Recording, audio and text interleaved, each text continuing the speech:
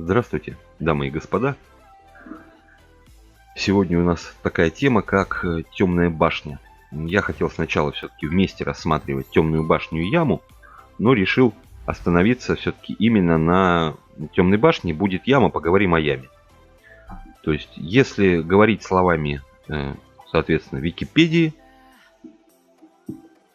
то у нас получается, что темная башня это один из трех режимов боя в Mighty Path.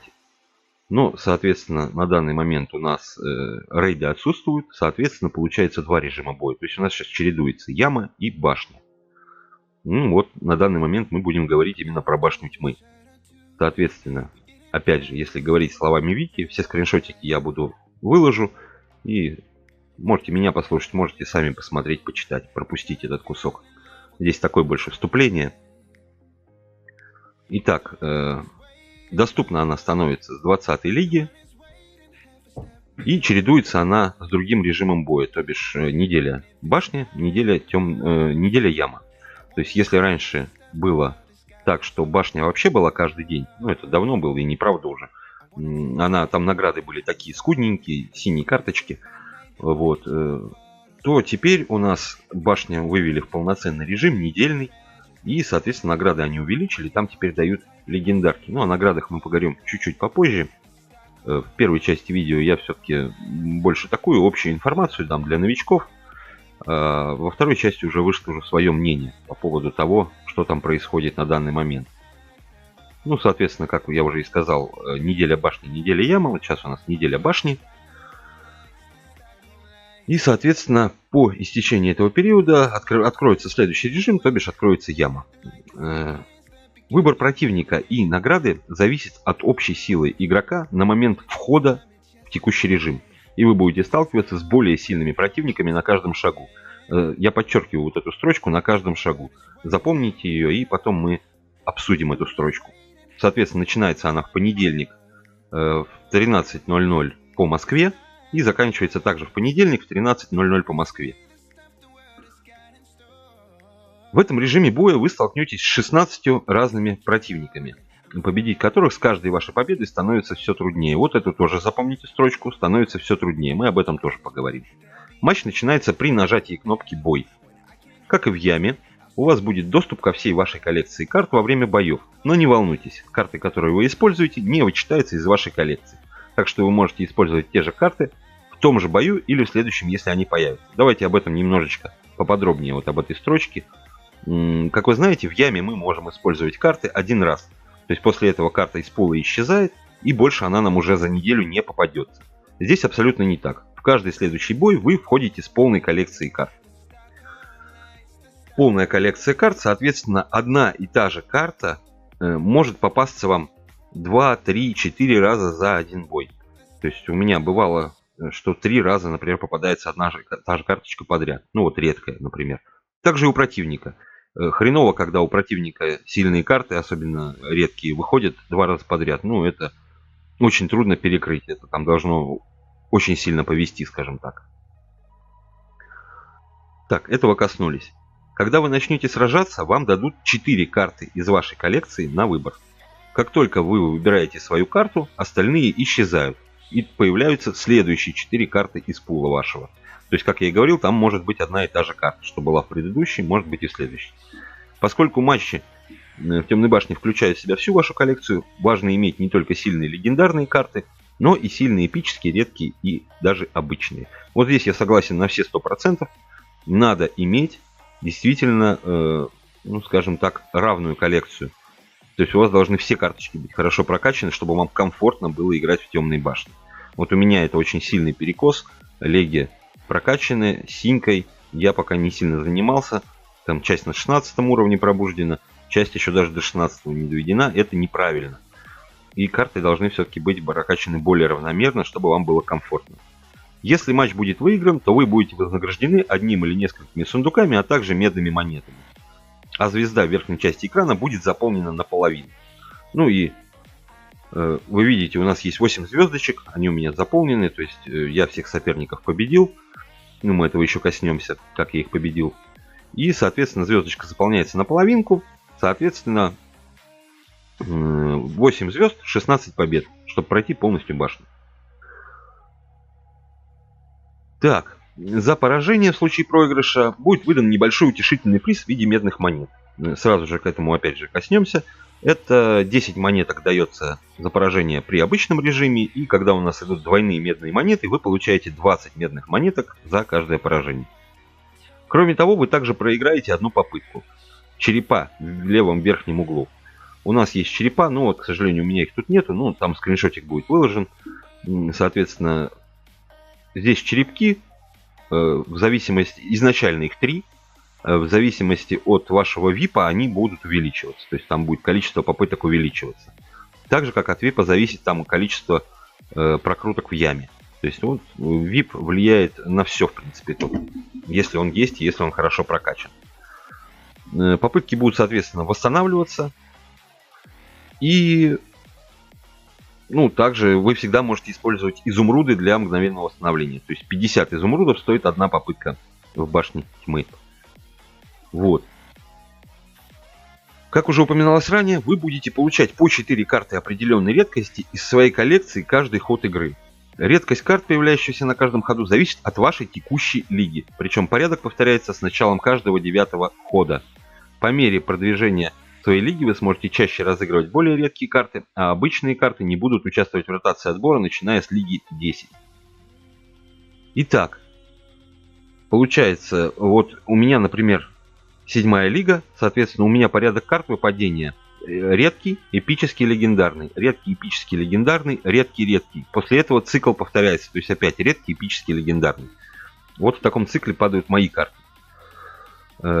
Соответственно, награды башни — это редкий сундук, эпический сундук, легендарный сундук, медные монеты и пыль душ.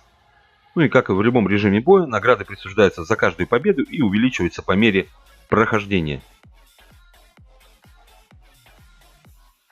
Ну и по поводу того, как меняются награды в лиге. Лига влияет только на количество душ, в то время как медные монеты и, соответственно, пыль остаются неизменными. Вот. Если говорить цифрами, то на 7-й лиге я получаю 115, 235, 375, 635 и 355, 1000, грубо говоря. Грубо говоря, 1000 легендарных карт я получаю с полного прохождения башни. Ну и, соответственно, медные монетки можно тратить в магазине на черном рынке. То есть, вот что тут есть. По поводу моей темной башни на этой неделе. Я потратил 1000 изумрудов. По-моему, 950 тысяч, плюс-минус. Вот. Прошел я, соответственно, полностью. Тратился я только из двойных монеток. Набрал я их там что-то около 8000, соответственно. Я доволен результатом. То есть, потому что, исходя из того, что я получил столько легендарных карточек, и не факт, точнее, я бы ее точно не прошел без вливания изумрудов все равно. Так почему бы их тогда уже не влить лучше на двойные монеты? То есть, потому что монеты — это, в принципе, один из таких ресурсов, который больше нигде взять нельзя. То есть, купить его за донат тоже невозможно. То есть, вот он как есть, сколько вы получили, соответственно, с события, столько его и будет. Ну и учитывая то, что у нас 250 карточек стоит 600 изумрудов, да, понятно, что здесь ты можешь купить то, что тебе надо. Там выпадает чисто рандомно. Но все равно по количеству карточек, по соотношению к изумрудам, я, конечно же, ушел в плюс. Вот. По поводу, заканчивая, грубо говоря, вступительную часть, я могу посоветовать либо пирата, либо Джимми для прохождения темной башни новичку. Так как все-таки я советую первый скин покупать пирата, соответственно, и в темной башне я могу посоветовать больше пирата. Я прохожу пиратом. Изредка беру Джимми, но больше все-таки пиратом. Потому что его руны все-таки, частенько творят чудеса. Ибо бот как магнитом к ним примагничивается, к этим рунам, и начинает на них наставлять героев. Вот такие пироги. А теперь неформальная часть, то есть официально мы разобрались. Есть у нас, соответственно, темная башня, есть у нас 16 побед, есть у нас награды за нее, есть, соответственно, монетки. И те скины, которые я рекомендую. А теперь переходим к неофициальным. как же меня, блядь, вчера бомбило, блядь. Просто не по-человечески, нахуй. То есть я думал, я думал, сердце реально вылезет через горло, блядь, вместе с жабой, блядь, и задушит к чертовой матери мою, блядь, глотку, нахуй. Когда я тратил изумруды на эту башню, матерясь, блядь, на чем свет стоит, я не решился играть на ноутбуке, и, соответственно, я ничего не снимал, потому что, ну, это выкладывать нельзя. А подставлять голос, ну, как вы знаете, я не люблю вот эти фальшивые эмоции подставлять. Я обычно пишу, как пишу. То есть в этом есть и плюсы, и минусы, но мне так комфортно. Я люблю передать эмоции.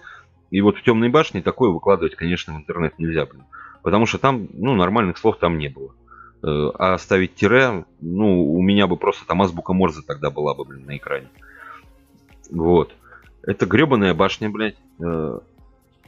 Как я уже говорил, мы вернемся к этим строчкам, и мы к ним возвращаемся. Вы будете сталкиваться с более сильными противниками на каждом шагу. Серьезно? Наши деньги? На, серьезно. Так вот, нихуя вы не будете сталкиваться с более сильными противниками на каждом шагу. По своему опыту, немало я уже прошел темных башен. Очень немало. Не помню сколько, если честно. Ну, короче, ну, в принципе, я каждую темную башню прохожу. То есть, вот, за прохождение темной башни, там, ну, вот, максималка здесь 15 полных, могли бы уже увеличить. И у меня бы здесь уже было, наверное, там, ну, не знаю, сколько их по количеству, немерено, блядь. Я могу сказать, что никакого постепенного увеличения, то есть пирамидального, что мы начинаем, нам дают сначала вообще слабее противника, чем у нас. Как обычно это делается в играх, где есть пирамидальная система усложнения противника. То есть нам дают сначала вообще противника, который полегче, чтобы, ну, как бы втянуть туда, чтобы мы, ну, вкатились в режим, скажем так. После этого нам дают там равного нам противника, и после этого по чуть-чуть начинает добавляться мощь. То есть по чуть-чуть становится сложнее играть. Ни хера тут такого нету. Здесь тебя просто берут сразу за шкирятник и окунают башкой в чан с дерьмом, блин. Когда на мои, вот сколько у меня там сейчас, на мои 130 тысяч общей мощи выкатывают противника, ну, 280, например. Просто сходу, сначала темной башни вот так вот. На тебе, блин. Такой пень такой в пузо, блин. Дедушка пришел, ему грудину пробил, блин. Боец фанеру приготовить ему. Есть! И на тебе туда, блин. Пролетело, блин. Зашибись, ё-моё. Служба началась, блин. Вот и здесь то же самое, блин. Ты заходишь, тебя какой-то папка-нагибатор тут же нагибает, блин. Имеет по полной программе. И ты выходишь, блин, с испачканным лицом, весь довольный-придовольный, ё-моё, режим, грубо говоря, для тебя на сегодня закончен. 3 попытки слито. И такое бывало. В этом режиме я начал с 5 побед. То есть я сделал 2,5 звездочки, забрал эти все синие сундучки и перешел к эпикам. И вот потом выпали двойные монеты. Я думаю, надо брать эти гребаные двойные монеты, потому что у меня их было очень мало. И хотя бы вот до десятки я надеялся догнал. Отдал я, как уже сказал, 1000 изюма. То есть мне как бы с одной стороны и не жалко эту 1000 изюма. Ну, наберу я еще изюма. Это все-таки возобновляемая валюта. То есть, а монетки — валюта, которая невозможно найти больше нигде, кроме самого события. Но когда меня начали иметь по 5-6 раз подряд, просто, то есть одна победа вымученная, после этого меня 6 раз имеют. Жаль, с одной стороны, что я не снимал. Я играл с противником. Он выставлял абсолютно, ну, такие же карты, как у меня. Я просто смотрю, ну, мощь абсолютно такая же. Все такое же, карты такие же. Мы с ним играем на равных. У меня остается 150 хп, ему я оставляю 1 хп. Там не было никаких ошибок с моей стороны. Ничего, мы играли на равных. То есть тем, что выдавала игра. Вот какие 4 карты выдавала, мы с теми пытались что-то соорудить. У меня шло чуть получше, по хп мы были равны, и я довел его до 1 хп, у меня оставалось 149. Ну, все ряды заставлены. Ему ни дьявол уже не помогал, Бастет не могла пробить, никто не мог пробить. Нет, вру. Одна клетка была свободна, но ему реально нужен был герой, и я понимаю, что у него нет таких героев, чтобы 150 хп снести за раз, потому что до этого он выставлял стандартно 80 урона, там, 70 урона, там, то все 5-10. Что бы вы подумали? Сейчас я вам даже покажу. То есть учитывайте, что карты у нас равны, все были по прокачке, абсолютно все, за исключением одной. ТНТ Безумный Подрывник выходит. со 150 урона. Ну, пусть он у меня там пробужден один раз. Даже не согласен, не 21 это будет прокачка, а это будет там, где у нас там по пробуждениям, 82. Ну, следующее пробуждение, пускай он у него пробужден. И выходит вот такой вот ТНТ. Откуда? Ты чё, одного ТНТ качал, что ли? Ты всю игру качал одного ТНТ? Да я в жизни в эту херь не поверю.